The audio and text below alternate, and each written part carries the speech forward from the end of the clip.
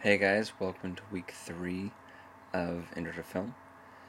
This week we're talking about different types of movies, which is a kind of exciting thing.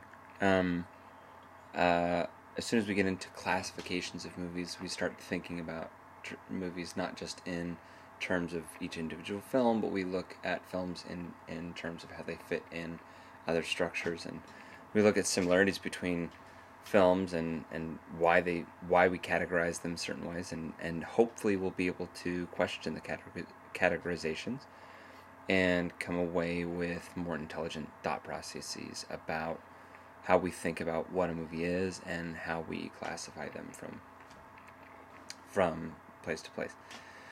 First, I want to say this. I had a film professor in college, this is obviously a long time ago, and the way he spoke about movies was so exciting to me, and he knew so many films that I'd never heard of. And I thought, well, how do you know so many movies that I'd never even heard of? That I actually decided to take a year off of school. I'm not advocating that at all, but I took a year off of school so I could just watch movies full time, essentially. So I watched movies full time. I watched 3 films a day. Um, I watched at least 15 films a week. And even though I don't think everyone needs to make movies or everyone needs to be film historians, an immersion in the kind of film watching that I engaged in, I believe, enriched my business practices, like I've mentioned before, and my human relationships. It has enriched the way that I look at people, the way that I treat them, the way that I listen to people, and I think that if we can learn to think through films, it makes us better thinkers, better business people, better readers, better listeners, better human beings. And so, if nothing else, I'd really like to. I hope that especially this week will start maybe an inquiry into the different kinds of movies that exist and have us watch more movies and more diverse movies, which is different from just Netflixing and chill, right? The way we watch movies now has changed since I was in college, but hopefully we will expand the way that we watch movies. Um, and I think it'll enrich our lives. So when we talk about types of movies, the chapter categorizes them in 3 different ways. We've got narrative films, we've got documentary films, and we've got experimental films. So we're going to go over those just in very cursory terms and try and think through what those categorizations mean, and maybe how we can be better watchers, thinkers, listeners as we think about the categories. First off, I want to just ask this question: what is a story? What is a story? So narrative film relies heavily on story. I remember I was in a class where someone quoted David Mamet, who's a Pulitzer Prize-winning playwright. He's done really amazing things. He's also the executive producer of shows like The Wire. He's just a really fine writer in a lot of ways, and I think that his film work is even more strange and beautiful, even though he works within genres. But he makes these really experimental theater. I mean, his plays are really cutting edge. But his film work works within genres, and I just think he's a fascinating figure. A guy who knows a lot about both the theater world and Hollywood at its most pure form. So he isn't known for saying that a plot. There's a difference between plot and story. Plot is what happens, a series of events. Story is a way that affects a character, ways that changes a character, or way that a character fits within a plot. So narrative really heavily relies on cause and effect. A story requires there to be a character within it. That's not the only definition, but it's a very helpful. It's a helpful framework definition for me. One thing we can do is we look at. He says, plot is the king's wife died. And then he says that story is the king's wife died and it broke his heart. And he was brokenhearted, something like that. I'm paraphrasing it. I probably shouldn't have, but again, he says the plot is the king's wife died. The story is the king's wife died and he was brokenhearted. I think that's really illustrative of differences between types of movies. There are movies that rely really heavily on plot and those that rely very heavily on story. There are other films that don't utilize story as an element whatsoever. There's other ways of organizing that. But right now let's just talk about an Aristotelian way that we model. It's in the PowerPoint.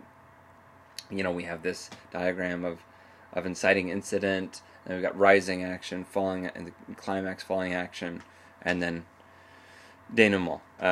We've got the way that something resolves. So we've got these basic structures. Those are not the only ways to think about how a story is structured. But I'd like to ask this question: what is a story for you? So I had taught at a university level in Europe for a few years, and I had gone to film school after that, and I had studied narratology, which is the study of narrative, right, as an undergrad, and I had studied a lot of stuff. But it wasn't until after I finished film school, after I had got another degree, it was after that. I was going through a divorce at the time, which was sad. My daughter was living with her mom, and I missed my daughter a lot. And I had a situation where I needed to forge a relationship with this daughter who's young and getting older, and I didn't know how to do it over the phone because her mom lived in another state, unfortunately. How could this happen? And I told her, I said, in order to be a good dad, I need to tell you a story every day. There are some of you who are not interested in movies at all. Some of you are not really interested in storytelling at all. I definitely have been one of those people in most of my life. But I've also seen that there are times where I'm very interested in story and what makes a story work and what doesn't. And I saw that in the next year after I graduated from film school, while I was trying to forge this relationship with my daughter, I found that it's telling her a story every day that I had to make up on the spot. Telling her a story every day to this girl whose attention span didn't really allow, she was 3 at the time, didn't really allow for long stories. Learning how to tell stories quickly in the most basic form taught me what made a story work and what didn't. I just highly recommend, if you want to learn about a story, find a child and tell them a story every day for a long period of time. And you'll learn really quickly what makes a story work and what doesn't. The more you do it, the greater that skill will develop. It's easy to talk about. It's harder to do. It's really easy to do, but it takes practice and time. I want you to be thinking about these questions. What is a protagonist? What is rising action? And what's a climax? What makes a climax function? So I want you to think of it in terms of movies that you've seen, movies that we've watched, and I want you to think, well, what is the story of this film? Just try and say that. What's the story of the film? Who's a protagonist of the film? How do we define protagonist? Well, a protagonist is defined as in lots of different traditions, different ways. One way that we define what a protagonist is someone who incites the action, someone who moves the action along. Some people say it's just the main character. Think about movies that you've seen. Think about the Star Wars films. Think about, how do we define who the protagonist is? Who moves the story along? And you might have different answers than someone else, and that's kind of exciting, actually. How you define that is going to grow as you think about narrative more. So I want you to think what constitutes a story, what constitutes rising action, who is a protagonist, and what makes a climax. So think of films that you know. Think about Citizen Kane. What's the climax of the film? What's the highest point of the action of the film? Is it a character's choice? Is it something that happens to the main character? And how does that change? How does that change? Is it an event that doesn't affect the character? How are we defining what a climax is? And how does that define what kind of a story it is? The second category, second area that we have in the chapter, second area is documentary, and I don't like the way that it categorizes these. It says that there's, recording facts is the first one. Second one is instruction. Third is persuasion. Next is propaganda. I don't like those categories because I don't think that anything's that simple, but it's helpful for us to see them in that way. So we've got a documentary film is interested in recording reality in some way, shape, or form. Either it's instructive, or it's persuasive, or it is simply this is a story that's going on. Barbara Koppel, who's not referenced in the chapter at all, Barbara Koppel is, really a preeminent feminist filmmaker in some ways, just because she's concerned with social issues in a way that, male structures oftentimes don't allow. Don't think that women can be capable of those things. You've got a lot of different kinds of documentary filmmakers, and many are referenced in here. We've got things like Super Size Me. We've got An Inconvenient Truth. We've got these type films. We've got Waiting for Superman. These are all very, very popular films. There are greater documentaries out there. I just hope that we can get to that. We don't have time right now to go over them, but I just highly recommend you look into the world of documentary filmmaking. I'd also like to say that the boundaries between narrative and documentary films are really blurred right now, especially with how reality TV is functioning. We all know that reality TV is actually scripted. We know that. We understand that. No one actually believes that there's someone who isn't behind keeping up with Kardashians or the Real Housewives series or a lot of things that go on TLC, etc., etc.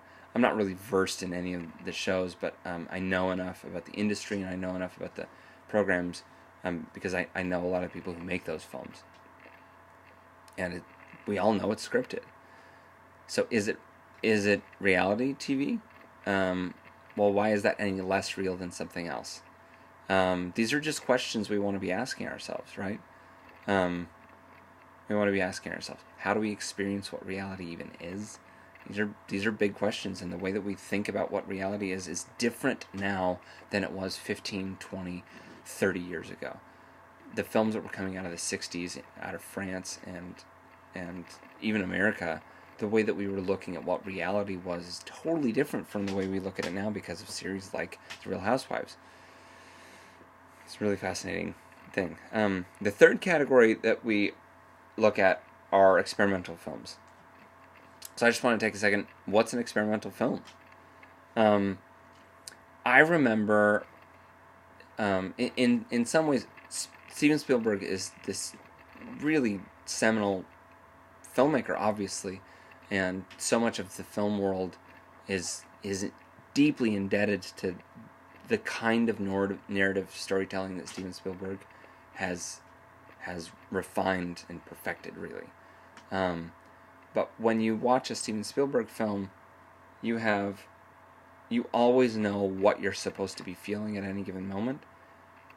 That to me is a deeply manipulative thing, and it's a thing that I back away from, shy away from, because I don't like a film that tells me what I should be feeling one way or another. It's a thing that's deeply disquieting for me. His precision is unparalleled. His narrative and emotional clarity is out of this world. I don't like things that I feel are manipulative, however, and I have that taste in my mouth when I watch a Spielberg film. And so he's the pinnacle of commercial films. It's really interesting, however, because Spielberg says that when after he worked with Kubrick on AI, that began his experimental phase.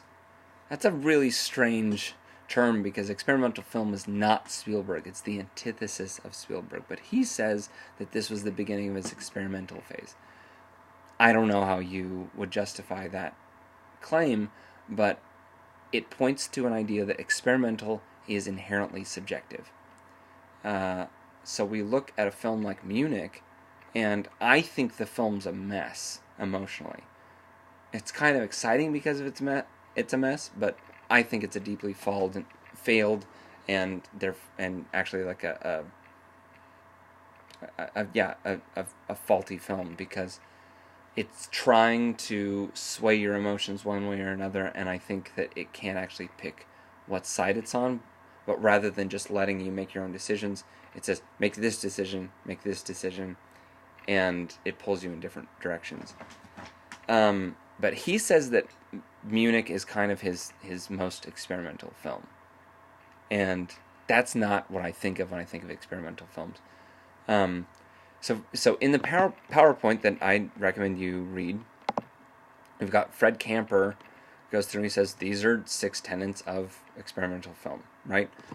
Experimental films are not commercial. What does that mean? It means that it's not meant to make money. The goal of this is not to make money. Second, that they are personal. Now, there are a lot of experimental films that are not necessarily personal in the way I would define them, but the filmmakers would call them personal, so that's another thing. And just in case you don't know, Fred Camper's kind of the pinnacle of what an experimental filmmaker is and can be. Next, experimental films do not conform to conventional expectations of story and narrative cause and effect. That's very interesting to me. So let's take a second and just talk about what's another way to organize a film. If it's not through narrative cause and effect, then what is it? We've got films coming out of France in the 60s that are really beautiful films called essay films. But it's interesting we say essay. How would you structure writing? There's 3 different ways that I think that we can structure writing. You've got a story, which a lot of writing is narrative based. That means we have a character, or we have something that we have a starting point, middle point, and ending point, beginning, middle, end, and you're telling a story. You're telling a series of events that happen to a character, or that a character creates, depending on how we frame that. This is what a story is. An essay also has a beginning, middle, and an end, except it's not based around a character that goes through a series of events. The series is not of events, it's a series of ideas. This idea leads to this idea, leads to this idea, leads to this idea. Beginning, middle, end. So we have an essay. That's very interesting. And so very oftentimes we have experimental films that are simply essay films. They have a thesis, a point that they are arguing, and then one thought leads to another, leads to another, leads to another. Documentary films could be described in some ways as an essay film, but it's not just that, because documentary films could be inherently more narrative than they are essay organized, because they show a series of events very often. An essay film could be this idea, this idea, this idea, but the ideas could be contained entirely in the images. There may be no words at all in an essay film, so the pictures could be the ideas. This picture, this picture, this picture could be a series of movements, actions, things like this. And as we start to think of it in this way, our minds expand on what a movie is and what a movie can be. The third way that I think we can organize writing, and then we can organize films, is poetry. I think that we can have a story, an essay, and poetry.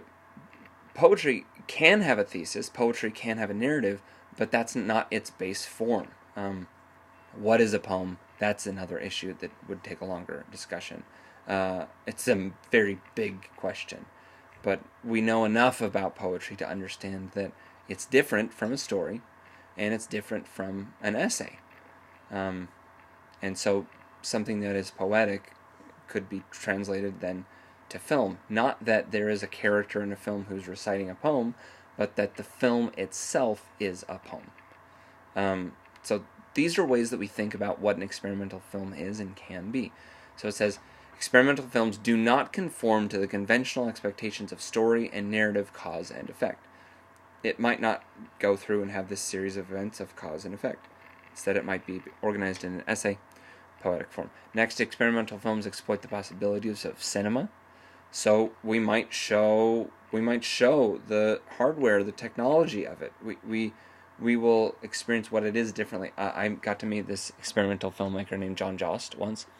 He said, if I ever see a film that is an over the shoulder,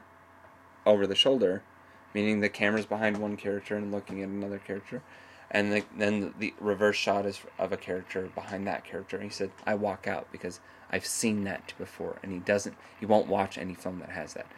That's pretty extreme, I think, but the idea that we have certain languages and he just doesn't want to use that language or watch that language is an interesting thought. Next, experimental films critique culture and media. Then it says experimental films invite individual interpretation, meaning that there's not one way to read this, there's not one thing. So we talked about Steven Spielberg, for instance, and how we don't necessarily need to have our hand held emotionally the whole time. And experimental films often do that. So I've included 3 links in this chapter in the materials to films that I think are very easy examples of experimental films. I think we know what a narrative film and a documentary film is and can be on a whole, but a lot of us just don't know what experimental films are.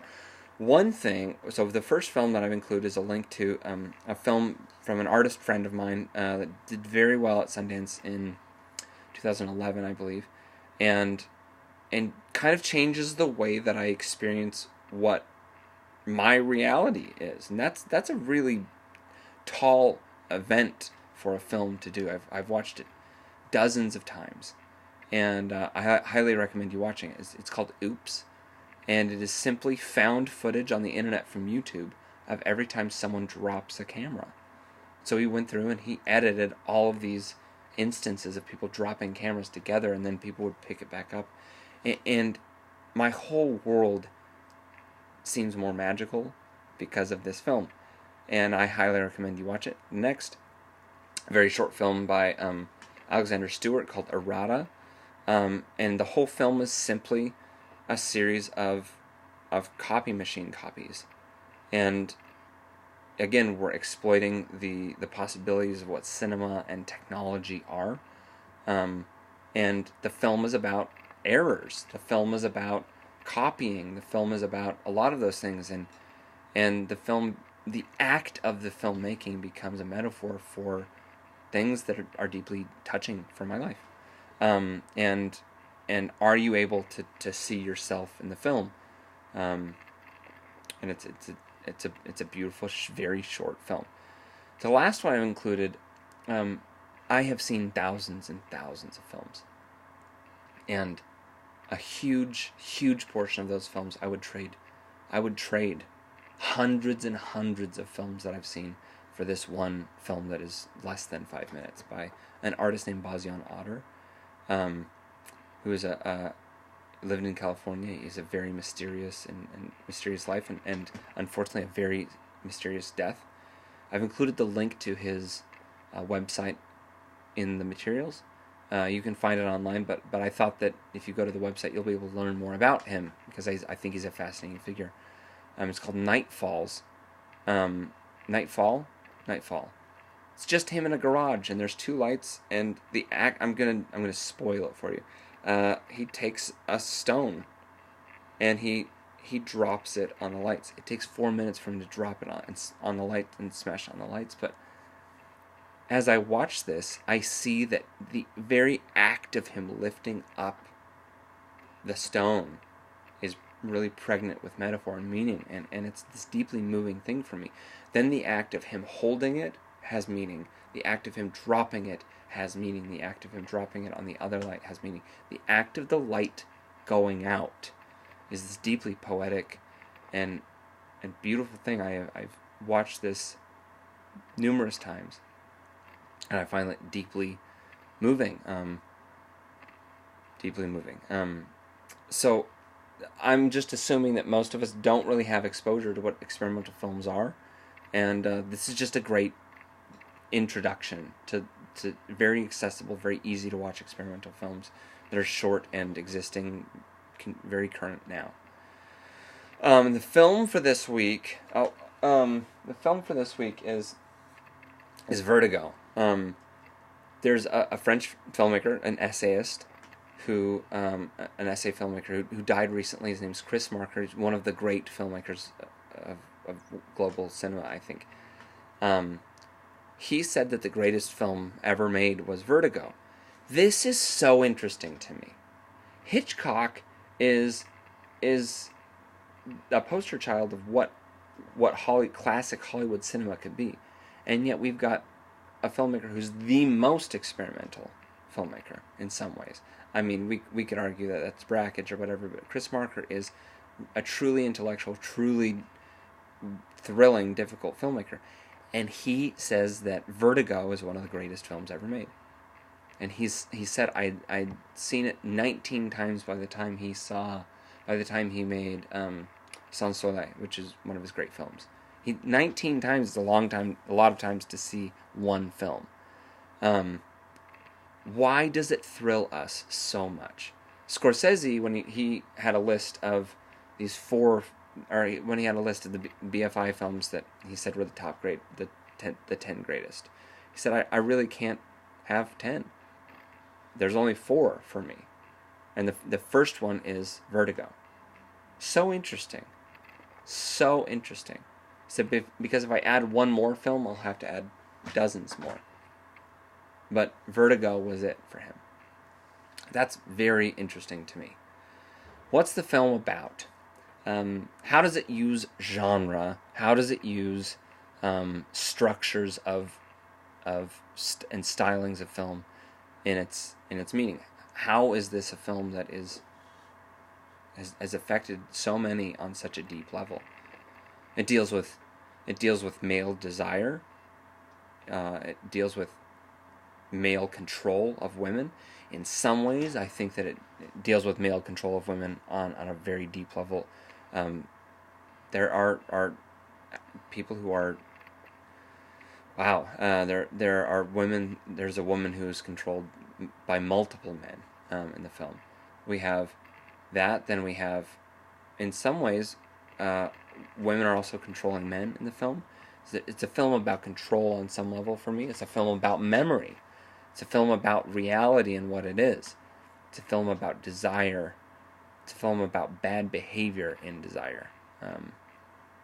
It really is a tour de force. So I want you to be thinking about the film, what it's about, and how does it utilize different techniques that we talk about in the chapter, and we've talked about today. How does it utilize those techniques to accomplish this thing that is really quite a striking, haunting movie? I watched it first when I was a kid. My family and I watched it. I thought it was a scary movie, and that's all I knew about it. I didn't really understand the rest of it. I watch it now and I just think, how did something this bold get made in Hollywood cinema? Anyway, I really thank you for your patience about the time frame and things like that. I'm excited to hear your comments on the discussion board, and we'll talk soon.